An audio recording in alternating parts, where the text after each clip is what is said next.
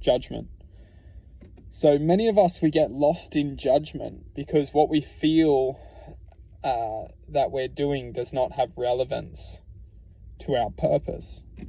And when we feel what we're doing doesn't have relevance to our purpose, we give up on the path of which we feel attracted to.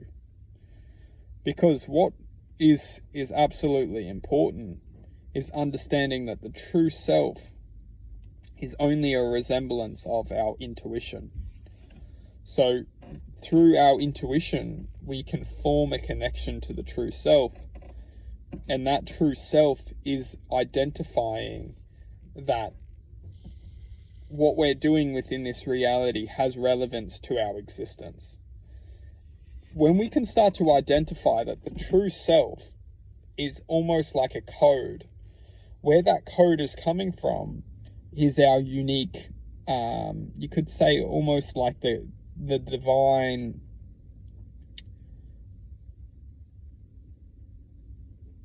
the code is coming from a source, and that source is what we can honor in our lives, because when we're not connected to source, we're connected to thought. And that thought is not necessarily coming from source, it's coming from an interference from which source may be attempting to connect with us, but we're not connecting to source, we're connecting to you could call it whatever you want to call it. You could call it a frequency which definitely isn't source, but it appears to be source. It interacts with us like it's doing good for us, but it's not source, it's actually coercion.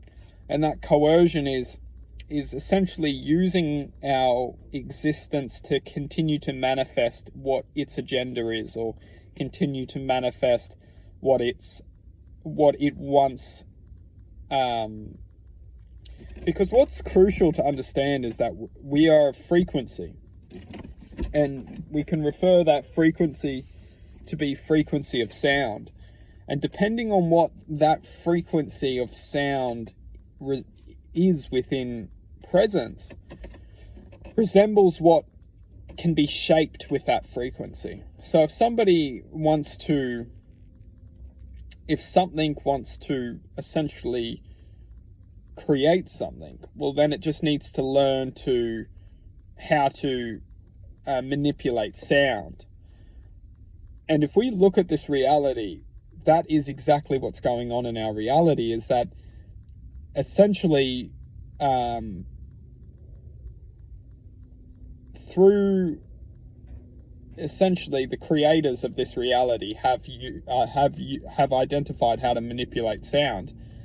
And that's all what we represent, is we represent manipulation of sound, unless we can connect back to our true source. Because when we connect back to our true source, we see that the true source doesn't manifest this kind of reality. This reality has manifested out of a disconnection to source, which isn't necessarily negative, it's just choice. Everything has been given choice within this existence, within this within the potentiality of existence. Everything's been given choice. We have manifested out of choice. And it's up to us to choose what we want to manifest back to. And that's all a part of the divine law of choice, is that everything can have a choice, and that's its divine right. So we are essentially given a choice within this reality, and that's why we see all the ignorance and we see the truth, is because some of us choose truth and some of us continue to choose ignorance. It's not to say that someone's truth is someone's ignorance is someone's truth, and that's part of choice, is that we're all given choice, and it all boils down to choice.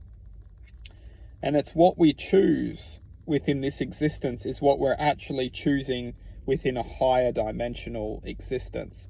When we can pass the tests in this reality, we also pass the tests in a greater existence. And that's hence why we have to come back to this dimension to make choices, to free ourselves upriver in the locks of where the water's being held. So we must learn to release the locks in this reality to then pass through the chambers of divinity.